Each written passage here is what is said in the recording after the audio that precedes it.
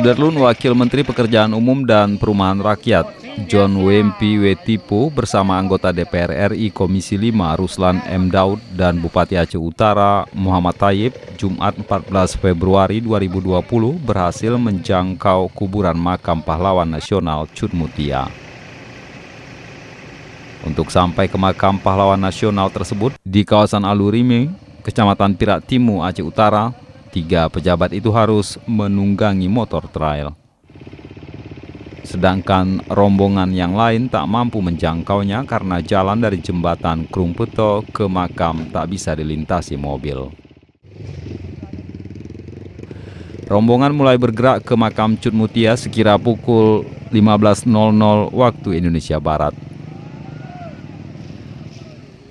Setengah perjalanan, sebagian mobil terpaksa harus diparkir di jalan tersebut karena tak sanggup melewati jalan yang mendaki, terjal, dan licin.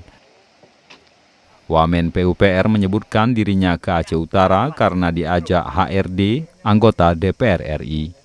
Ia juga mengaku akan memperjuangkan agar jalan menuju ke makam Cut Mutia dapat dibangun. Presiden ke presiden, kemudian dari menteri ke menteri, baru pertama kali Wamen PUPR menginjakan kaki di tempat ini, dan saya akan memperjuangkan akses jalan ini ya supaya terbangun ini. Besok-besok masyarakat ya secara umum bisa datang melihat makam yang sudah ada di balik-balik gunung ini, terlalu jauh dari kota